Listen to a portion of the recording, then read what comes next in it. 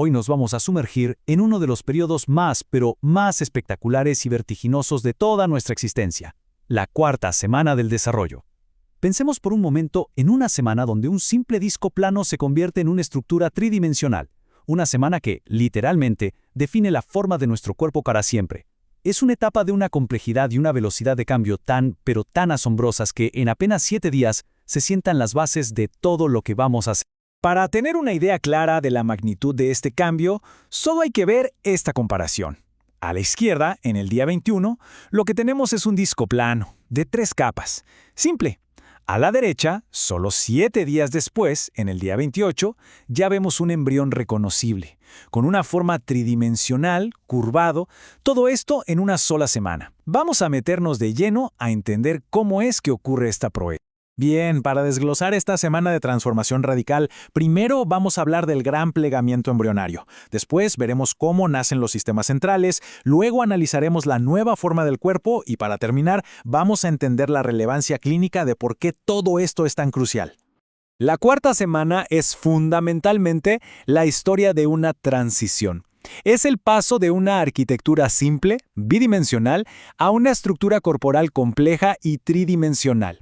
O sea, es el momento en que se establece el plano corporal básico que todos tenemos.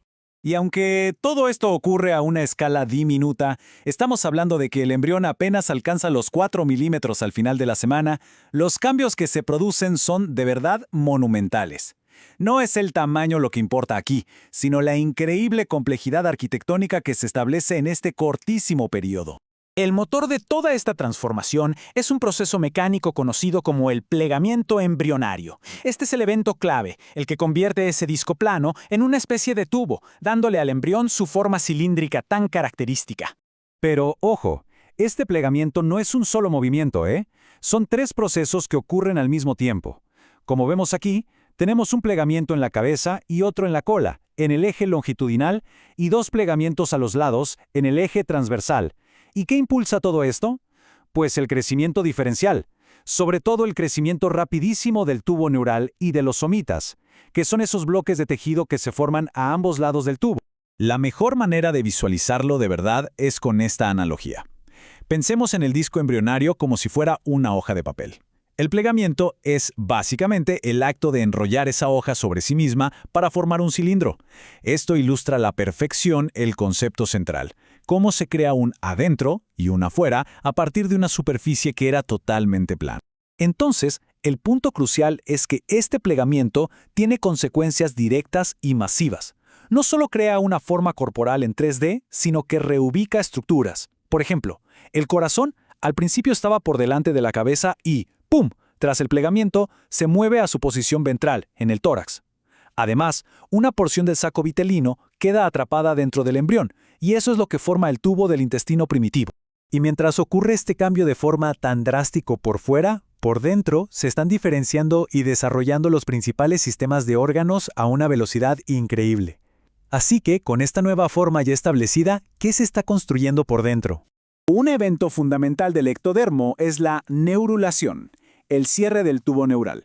Este tubo, que es el precursor del cerebro y la médula espinal, se cierra como si fuera una cremallera. Sus extremos, que están abiertos, los neuroporos anterior y posterior, deben cerrarse en días súper específicos, alrededor del día 25 y 27 respectivamente. La precisión es clave. Del ectodermo no solo nace el tubo neural, que ya para este momento muestra sus 3 vesículas cerebrales primarias, sino también las crestas neurales, que van a formar todo el sistema nervioso periférico, y las placodas sensoriales. Estas placodas son engrosamientos del ectodermo, que son básicamente los primeros bocetos de nuestros ojos, nariz y oídos internos. Ahora veamos cómo se organiza el mesodermo. Los somitas, esos bloques de tejido que mencionamos antes, se diferencian en 2 partes. Como se ve en la tabla, el esclerotoma migra para formar las vértebras y las costillas, mientras que el dermomiotoma va a dar origen a los músculos del tronco y a la dermis de la espalda. Súper organizado. En la región de la cabeza y el cuello aparecen unas estructuras que son absolutamente clave. Los arcos faringeos son esenciales, ya que de ellos se van a desarrollar la mandíbula, los músculos de la cara, partes del oído, el cuello y las grandes arterias que salen del corazón. Son, podríamos decir, los arquitectos de nuestro rostro. Con un crecimiento tan explosivo, el embrión ya no puede nutrirse solo por difusión. Es un problema de logística. Las células del centro están demasiado lejos del exterior. Necesita un sistema de transporte eficiente y rápido. Por eso, el sistema cardiovascular es el primerito en volverse completamente funcional. Es una necesidad para sobrevivir. Durante esta semana, 2 tubos cardíacos se fusionan para formar un único corazón en forma de tubo. Y aquí viene un momento trascendental. Este corazón primitivo comienza a latir y a bombear sangre a través de un sistema circulatorio básico. Ya hasta podemos ver sus 4 dilataciones iniciales que prefiguran las futuras cámaras del corazón. Como mencionamos, el plegamiento crea el intestino primitivo a partir del endodermo. Este tubo ya se empieza a dividir en 3 secciones.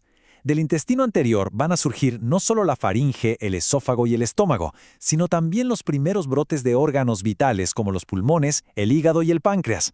Es la base de todo nuestro sistema digestivo y respiratorio. Bueno, después de todos estos increíbles cambios internos, la apariencia externa del embrión, como es de esperar, también se ha transformado radicalmente. Lo que antes era un disco, ahora tiene una forma corporal definida y reconocible. Al final de la 4ª semana, el embrión tiene una característica forma de C. El corazón es tan grande en proporción que forma una prominencia que se ve en el pecho. Los somitas se pueden notar como pequeños bultos a lo largo de la espalda, y en el cuello se distinguen los arcos faringios, y además ya aparecen los pequeños brotes que se van a convertir en los brazos y las piernas. Claro, una semana de desarrollo tan rápido y complejo es también un periodo de altísima vulnerabilidad.